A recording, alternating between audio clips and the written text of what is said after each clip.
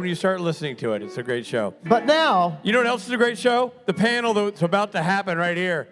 Robbie, are you ready? I'm ready. It's time for Jim Beaver and Mark Sheppard. It's time for Sheppard and Jim. Sheppard and Jim. Sheppard and Jim. Sheppard and Jim.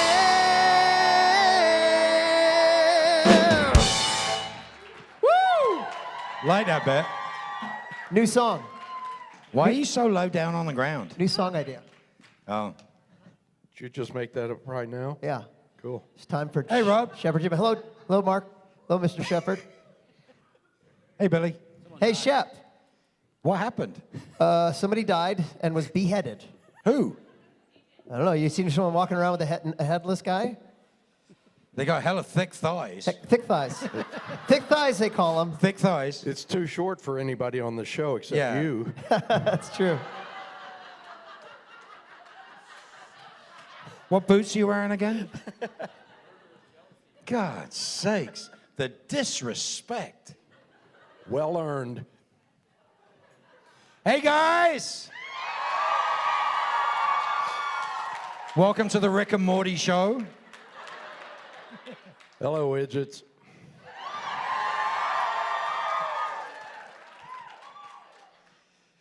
Hey, Jim. What you been doing? Mark. What you Hi. been doing? What have I been doing? Yeah, I haven't seen you in like a couple of weeks. What have you been doing? It's just, cruising around, rolling around. Cruising around in what? Rolling around in my riches. Oh. Not like Bridges. rollerblades or something? Yeah. Yeah, I pretty can much. see you rollerblading down in Venice. No, you can't. I know, that's an image that's not leaving my head now. I like that. It's kind of cool. You should do that. What, I should fall and break my neck? Not if you're good at it. I'm not good at Oh, it. okay. Fair enough.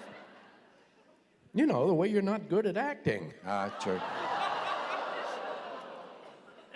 You shouldn't do the things you're not good at. Yeah, true.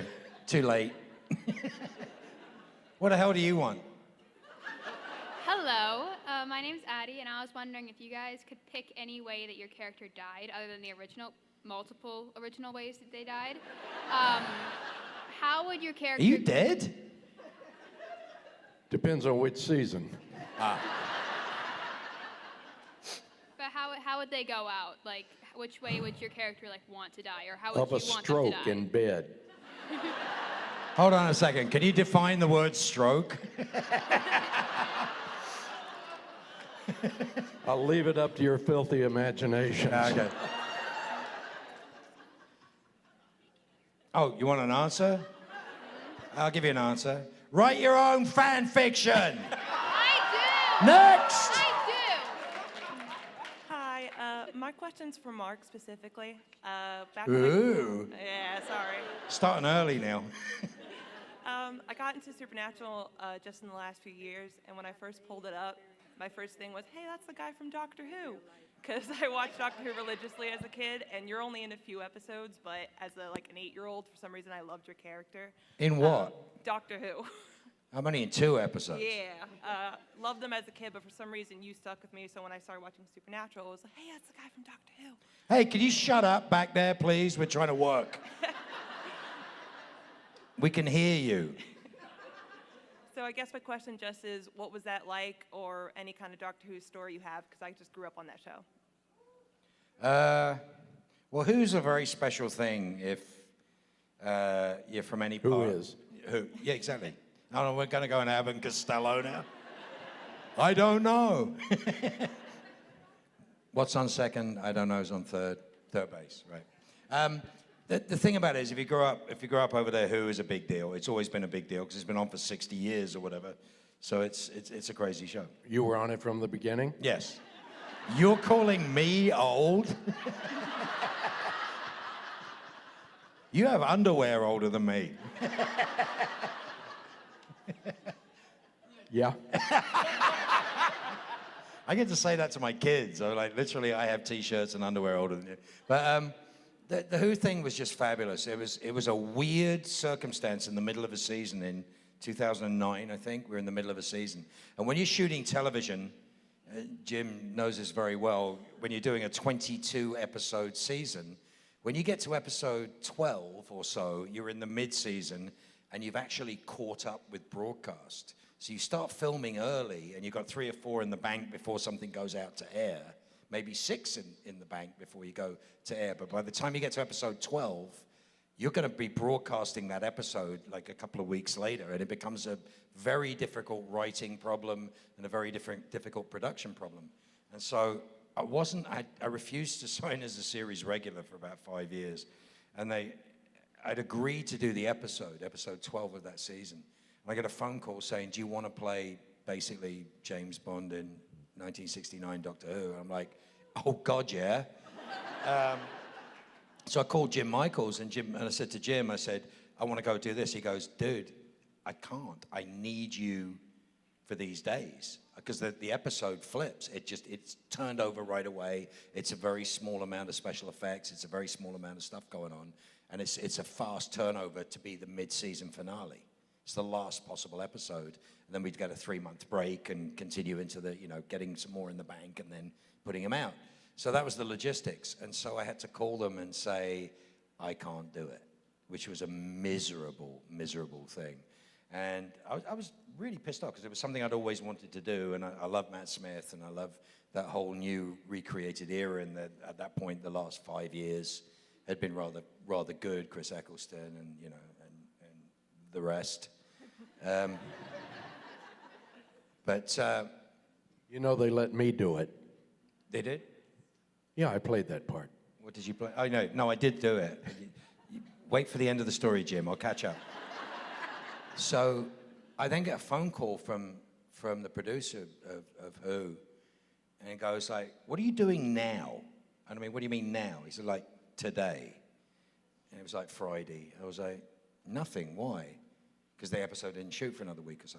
And he goes, could you come now? And they flipped the schedule so that they could shoot me before I was needed for Supernatural. And I went, absolutely, great. And then I get a phone call from the Supernatural office of like, please don't tell me you're on a plane to England. I'm like, shit. I got into a lot of trouble. And it was like, oh crap. So I called up Sarah Gamble and I said, I'm in trouble. She goes, what have you done? I said, well, I agreed to do this and this is how it works. She goes, it doesn't sound too bad. She goes, I'll call you back in an hour. 3 hours later, I'm like, chewed my fingernails off. And it was like, I get a call from Johnny Mac. And Johnny Mac saying, all right, get in a fucking plane. But if you're late, I'll kill you. So I flew backwards and forwards 3 times to shoot both at the same time. And it was absolutely magical. And they called me up and they said, can you come up, when are you coming over to do the prosthetics? I went, for what? And they said, well, the older you. So why don't you ask my dad? And they're like, would he do it? I went, yeah. I hadn't asked him. So I called him, he lived around the corner from me. So I called him out and said, Morgan, he goes, yes. I said, you're doing Doctor Who? He goes, oh God, it's not all bits of cardboard and string and whatever. I said, no, it's great. And he hadn't watched it. He hadn't watched any of the new stuff. I said, I'll bring you something over. And I brought DVDs of Matt Smith doing Fish Fingers and Custard onwards. And he watched it and he was like, oh my God, this boy's wonderful. Absolutely wonderful. And so they took my dad, and it was non-union shooting in Nevada or Utah, Lake Powell. And so he had to call the union. So I've got this thing for the BBC. Yes, Morgan. I don't think it's union, okay? So, well, how do I do that? Well, you want a waiver. What? You want a waiver? Oh, I want a waiver? Yes, you want a waiver, Morgan, because you really want to do this, right? Yes, okay, fine. Thank you. So he did it. It was wonderful. And it was absolutely the most magical thing of people wanting to do everything they could to help me do this. It was a magical experience, and I enjoyed every minute of it, and he had a blast. He got to play the older me, so they fell in love with him. They thought it was great. So that's a short answer. Would you like the long answer?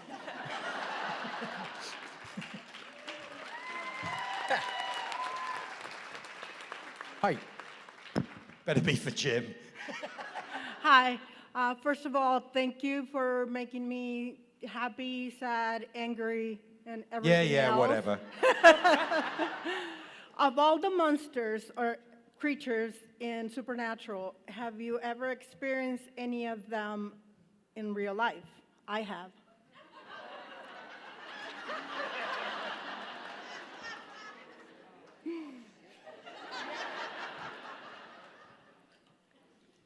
Well, yeah, it's a bit weird when, Nephilim start coming over your garden fence.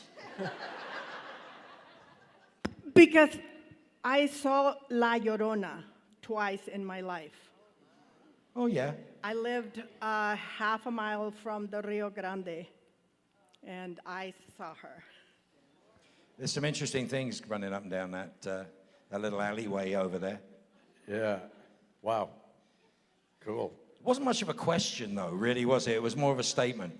Well, Have you seen any real-life monsters? well, I'm not going to get into politics. Ladies and gentlemen, Jim Beaver. Hello. I had a question. I bloody well hope so. You're standing in front of a microphone and we're on the stage. Honestly, same. You both enter the show at the end of a season. That's not a question. I'm getting there. Oh, God. Oh, okay. Give the man a chance. All right, just the one. Go. I'm Canadian. I learned to be kind. You both entered the show at the end of a season, and I know for you, Jim, specifically, Bobby wasn't intended to be a recurring character, but both of you were brought back later. I was wondering if you could talk about that experience of having a character come back, whether that was planned or not. That's not what happened to me. Oh, okay. Did you know you were on for a ride? I came for one episode and stayed for 8 years. I never left. It was like, oh, okay, and then I never left. That's fair. Well, Did you but leave? did you know you were going to be on for 8 years? I think No, that's God, what he's. no. Yeah, that's what he's talking about. Is it really? I thought he said you were on and then you left and then you came back. And I'm like, that's not what happened. I just sort of Did kept you going. go home after the first one? No. No? Okay. I sat outside your trailer. I had a trailer. You did. I changed the name on the front so you couldn't find it. They papered my trailer with pictures of Castiel. Yeah, they did. Yeah. That's my story and I'm sticking to it. Fair. So was that your question? Yeah, just, well... Well, let me answer so you can get one. They brought me in to do one episode, and as far as I knew, that was it. And it was the last episode of the season. I didn't even know if the show was going to be back the next season, and because they didn't tell me anything. I was a one-episode guest star, and then the first episode of the second season, they called up and said, "You're coming back," and I went, "Oh, really? Somebody wants to work with me twice?" Rare. But it was probably the beginning of season 3 before I realized I was in for the long run. Wow. I was there as a guest star for 5 years. But Yeah. it's because they were like, they kept asking if I wanted to be I was like, no, I'm good. But then it got us like Bob going, take the frickin' deal or we'll find somebody else. Because they need somebody to work Fridays and Mondays. There you go. You think I'm kidding? It's literally, I went for one episode and stayed for 72. Yeah. It's like, not what I expected. Yeah. Yeah, I know. I'm sure there were some people there who thought they were going to be on it forever and never got past their episode. Yeah. True. Yeah. What? Is this going to be a better question than the last one? Absolutely. We'll see. Go on. First of all, I've loved your work ever since I discovered you on Firefly. That's Solid me. work. Yeah. You keep doing these shows I've never heard of. They're all really popular. That's probably why. It's You do the cool shows, I do the popular shows. See, that's the difference. You do like all the shows I wanted to be on, and I do all the shows that keep me in conventions for the rest of my life. And I have to say that one of my most memorable experiences with my daughter is her dropping her phone and breaking it and going, balls. I told you, that was my favorite moment ever being on set. I was walking around the stage and there was a window in a basement. We're doing Weekend at Bobby's. It was Weekend at Bobby's. And it was Weekend at Bobby's, a great episode. I loved doing that episode. And there's a little skylight window, and as I'm walking past really quietly, Jim goes through the window and falls. And all you hear is, balls. I was like, that's a great character. That is such a cool... It was like the epitome of everything that was difficult for Bobby Singer. Who the fuck names a character after themselves, Bobby Singer? I mean, it's nuts. But my question was, I don't know if you knew this, but Jim Butcher in the Dresden Files wrote a recurring character in there, and said to every interview, this character is based on Mark Sheppard. And he says, if anyone ever options the movie rights for it, they have to hire Mark Sheppard to do it. Would you be willing to? For what? The Dresden Files by Jim Butcher. Yeah. No, I know all that stuff. I believe it when they send it to me. Not that Mark Sheppard. Oh, the other one, yes. There was a guy who was in one of the Star Treks who used to sit at the end of the bar and had a non-speaking role. And his name was Mark Sheppard. And this didn't bother me at all until he was asked to do a convention in Germany, and on his opening to come out on stage was every piece of work I've ever done. And because he was he was a character called Morn, and because he was in full prosthetics, nobody knew that it wasn't me. So this guy did like 5 conventions in Germany and would come out to like stuff I'd done in the early days of the... I was like, yeah, there's only a couple of Mark Sheppards. So that's why I'm Mark A. Sheppard. It should be Mark the Sheppard. But... Did you have any problems with your name? Who would want mine? Well, if you think about it, yeah, true. No, I never thought about it. Actually, there are like 2 or 3 other fairly SAG? well-known guys. In SAG? Not actors. Not actors? There's a couple of race car drivers. You're the same as my dad. Oh Yeah. my God. And Morgan then- Sheppard Yeah, is my dad's yeah, name. yeah. And he had to become W. Morgan Sheppard because of the race car driver. Yeah, and then there was a politician in Oregon with the same name. Same name? Yeah, I did. One of the race car drivers has a radio show, and I did his radio show with him. The Jim Beaver's It's the show. Jim Beaver show, and it's this week on the Jim Beaver show. Special guest Jim Beaver. That was pretty cool. What were the questions like? So, Jim? Yes, Jim? Yeah, it was kind of like that. That's so cool. I got to find that. Somebody better find that for us. It's got to exist somewhere. I think it's online somewhere. Oh, that's so cool. All you've got to do is Google Jim Beaver, Jim Beaver. I did that once, and I've regretted it ever I'm since. sure you did.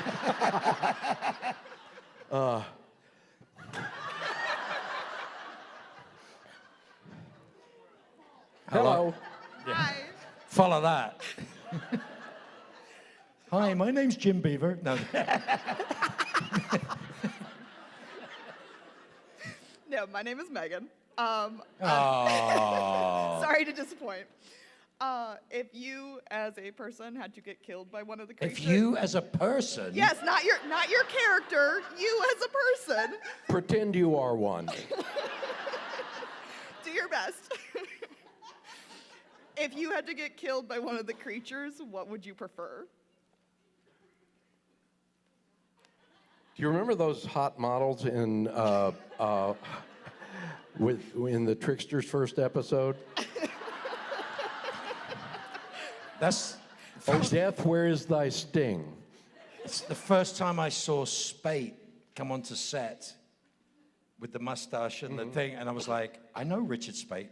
Why are you dressed like this? I had no idea what the episode was.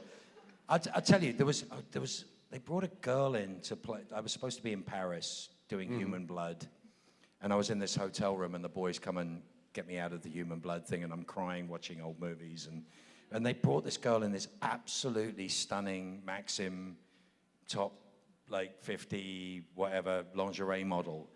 And of course, it's a set of boys, right? There is all boys on that set. And she's walking around in suspenders and stockings and whatever. And I'm just chatting away to her. And I'm in a love scene with her on a bed. And this love scene in the bed is our dolly grip, Peter, with a 10-foot pole, literally,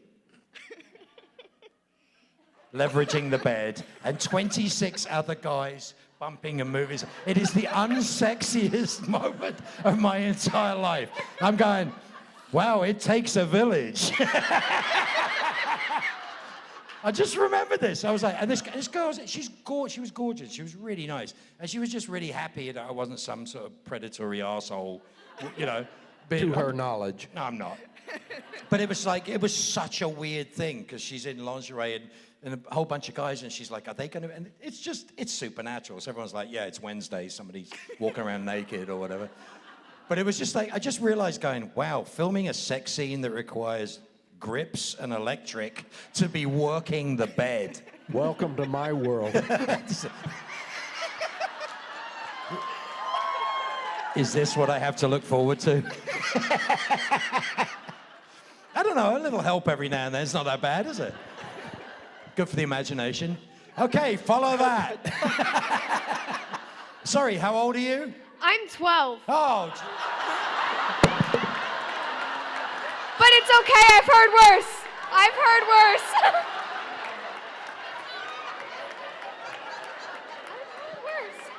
oh my It's probably good not better, but God. I've heard worse.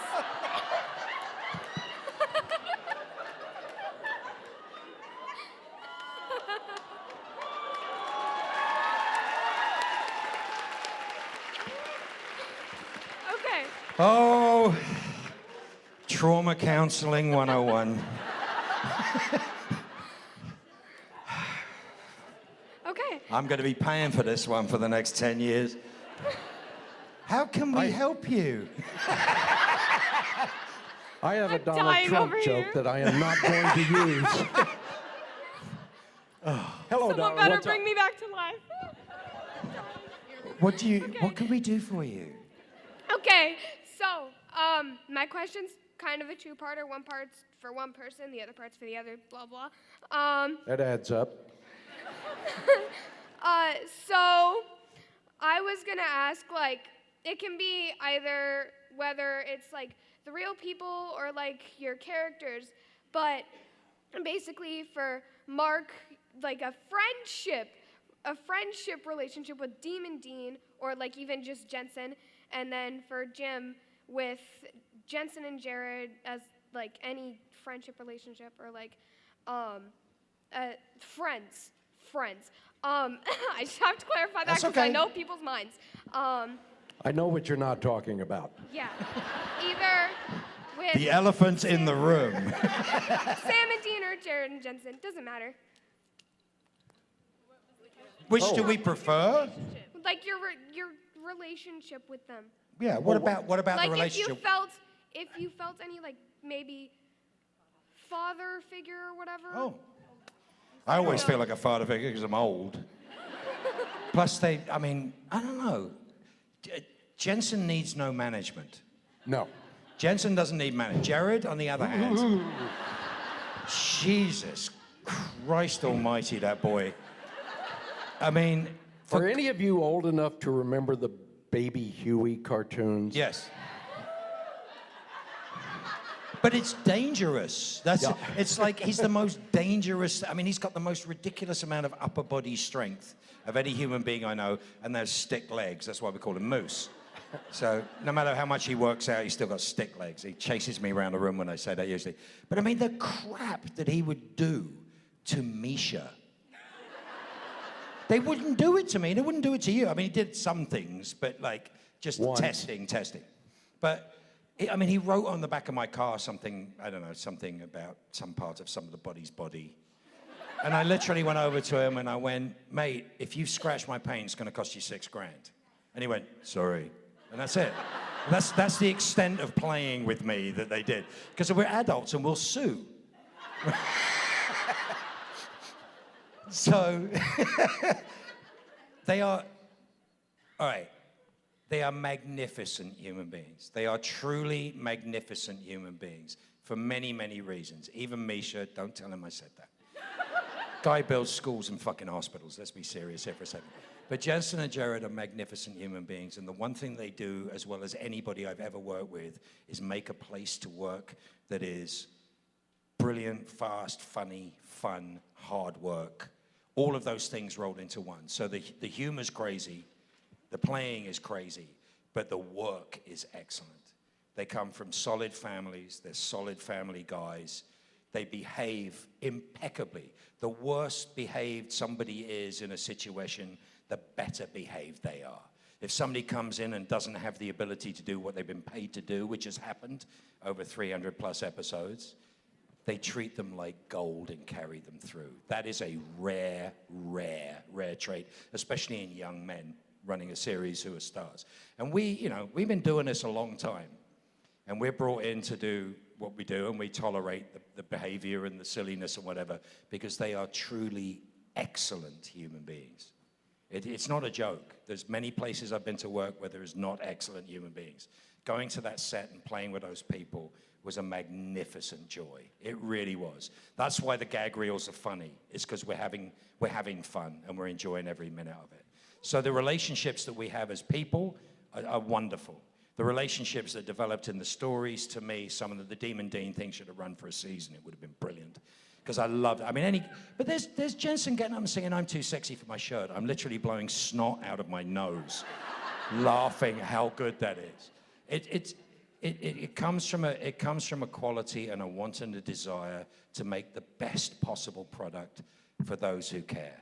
And I cannot say more than working with these people, him, them, it's a joy. It's not always the case in television. Oh, God, no. And we work hard, man. We work really, really damn hard. And the other joy is seeing your face when we're talking about it and hearing your laughter when we talk about it and knowing how much enjoyment, our enjoyment and hard work brings you. So if that's kind of an answer, I hope that worked. Thank you. Thank you.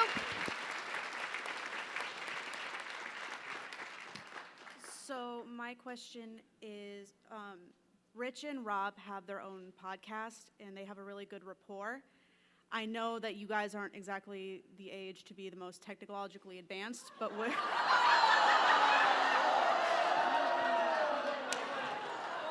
I taught them everything they know.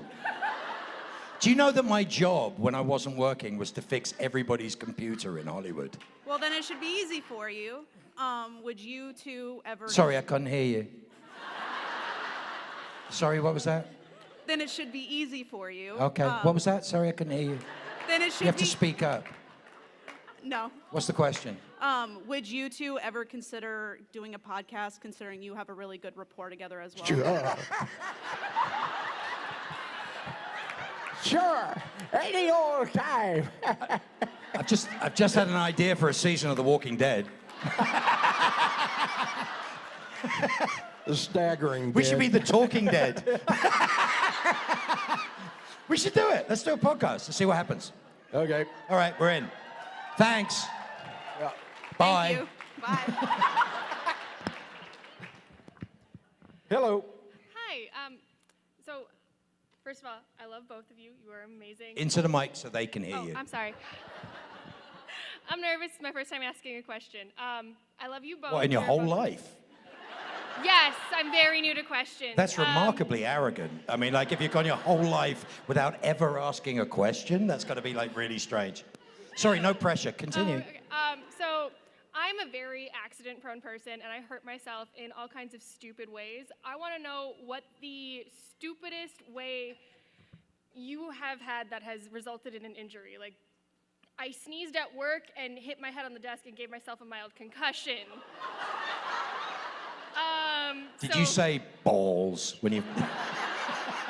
I wish. I saw stars and my vision went black, but it was okay. Oh, you're so cool. I love it. I love that. Klutzy behavior is brilliant. Thank you. You ever I, injured yourself like really badly? Oh, all the time. There's an episode, I can't quite remember which episode it was, but Bobby is coming down the stairs into his basement. And I was leading Jared and Jensen down the stairs, and on about the second or third step, my leg went out from under me, and I fell all the way down the stairs. And camera's rolling, and I'm at the bottom of the stairs. It's just far enough that there's a chance I could be dead. And I hear Jared and Jensen laughing, and I hear Kevin, our first AD, saying, "Get him up, let's do this again."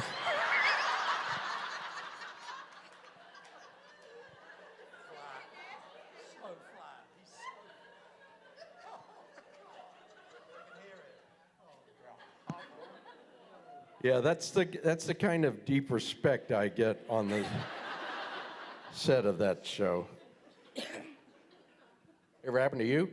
Yeah, well, I had an ingrown hair on my belly that I hold on, this gets good. I popped. Better. I popped. I was like, okay, no big deal. 18 months later, I'm having half my stomach cut out for squamous cell carcinoma. Yeah, and then 3 weeks after I'd had that, I dropped dead of a heart attack. So I'm no one to talk about bumping into shit or not taking care of myself. Boys are really stupid when it comes to going to the doctors and looking after themselves. So if there's a lesson in that is, don't leave it. It's important. Right? Exactly. I Thank appreciate you so it. much. I'm glad you're both okay. Wow, that's a matter of opinion. For the moment. I'm not dead and you're still walking. Hello, my name's Nathan, and my question was mostly for Mark, but Jim can answer too. Oh, that's kind. About Was this a charity show? About Mark, how would you feel if you were casted to play in The Boys? Look, things are things. They do what they do. Things happen. I keep a lot of secrets. I do things. No, trust me, no. I mean, no, if I was in The Boys, I'd be screaming about it. But as John Rogers, wonderful writer, once said, he said, Mark, you can't be in everything. So I'm in a lot of things, and I've been very lucky over the years. And if something's right to do, then something for me to do. I very rarely do things that are pieces. So it tends to be that if I'm going to do something, it's something to do with story or whatever. And thus far, Kripke didn't find me anything for that. So, but who knows, When you say The Boys, are you talking about the show or Moose and Squirrel? The show. Okay. Don't you love the fact that forever Jared is going to be getting Moose? Yeah. I mean, it's like, and it all comes from Sarah trying to write insults for me to call him like Gigantor, mop-headed lumberjack, Jolly Green, right? Giraffe, all that stuff. And then none of it stuck. And then one line, which is Dean going, sitting in my burned out mansion, and I'm like, where's your moose? And he goes, oh, he went to, and that was it. It was over. So for the rest of his goddamn life, he's going to be getting moose toys. I love it. Thank you, Don. Thank you. Okay. My question is also about The Boys, but it's for Jim. How would you feel about a crossover between Supernatural and The Boys, and what do you think that would look like? It would look weird because I'm in both of them. I'm in neither of them, so it wouldn't matter to me at all. Yeah, well, it would certainly answer a lot of questions about who Bobby Singer is. It would. I'm going to suggest it.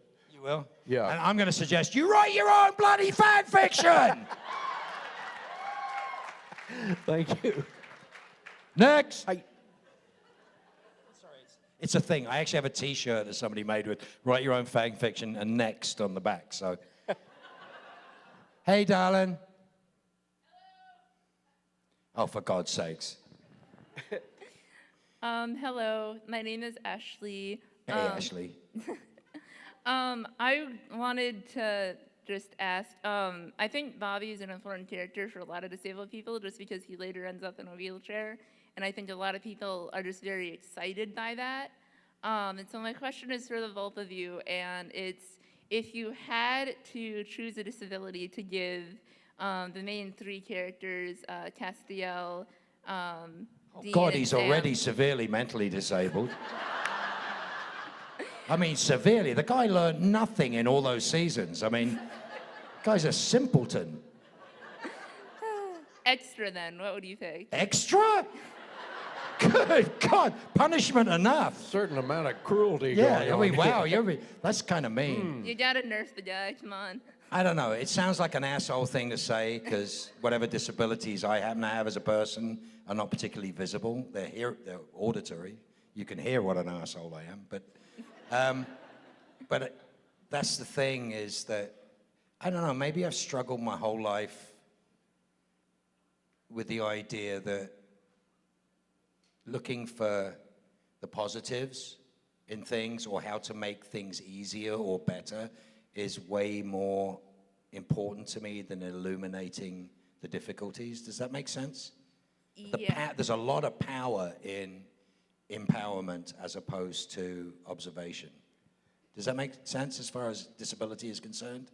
Yeah. Labels are great, but labels are limits.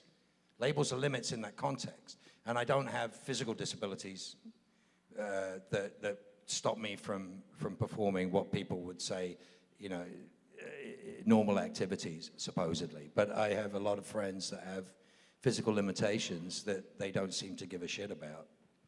And I've always tried to champion that in that context. Does that make sense? Yeah, thank you. That said,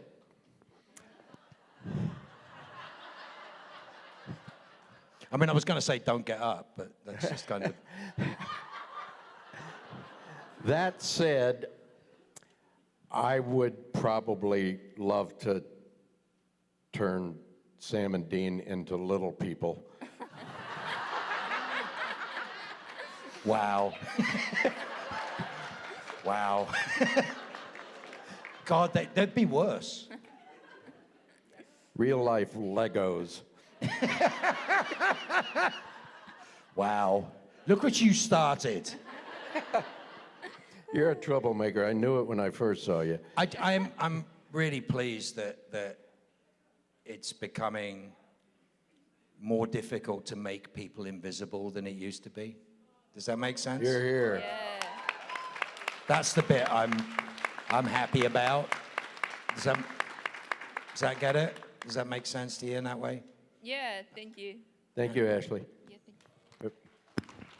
Hello, Your Highness. Hi, my question is for Jim. What was it like to be in What was it like to be in West Wing? What was it like to be in West Wing? Yeah. Yeah, it was one of the worst days of my life. I was just on it for one day. I went to bed the night before thinking I had about 4 lines. And a little after midnight, you remember fax machines? The fax machine started rolling and 17 pages of dialogue came out that I had to do at 7 o'clock in the morning. And it was all techno-speak, Nicaraguan rebels with U-75 anti-aircraft missile deflectors. You remember it now. I remember it now. And I spent the entire day fumbling my lines. The one good thing about it was the people who were regulars on the show were extremely kind, and they said, hey, don't worry about it. This is us every day. Because the scripts came out very, very late, and they were always very complicated. and you always had to do them walking and talking in It's a one great, long shot. The press room scene. Yeah, It's yeah. a great scene. Yeah. It cooks. It cooks by the time they get through editing it. But it's hard work. That was Yeah, the hardest yeah. work on television, West Wing. Yeah, yeah. It was great, though. The people on it were wonderful, with the possible exception of the director, who kept telling me to Sorry. go learn my lines. Sorry, we're busy. Hey. We're We're starting up a here podcast. entertaining people. What? I What? love you. I love you. Yeah. Oh. That's just Wednesday. I know. What do you want? My name is Dana. I'm asking, who are your guys' favorite angel and demon from the show, and how did you like working with them? Well, I think Mark Sheppard was literally one of the best actors I ever worked with. And I looked at him as both an angel and a demon. Jim? Is that the guy that was on Star Trek at the end No, of the bar? It was the guy with the, yeah. It was the race car driver. Last question, go quick. Hello. Better be good, no pressure. So my question is for Jim. So how would Sam and Dean's story of Supernatural be if Bobby died but his wife survived?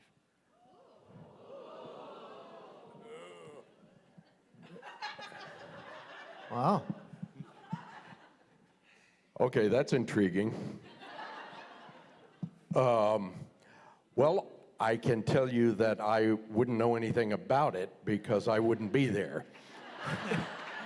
And this panel would be incredibly awkward. You'd be able to. Yes. I mean, here you are. You weren't on the Yeah. show. You know nothing about it. Oh, hi, Rich. You're taking questions. You'd be up here doing this with Carrie Fleming. Cool. Yeah. Ladies and gentlemen, we love you dearly. Come and see us. Jim Beaver! Mark Sheppard! It's Sheppard and Jim. Sheppard and Jim. He's the Beaver. Sheppard and Jim. The Beaver Master. Sheppard and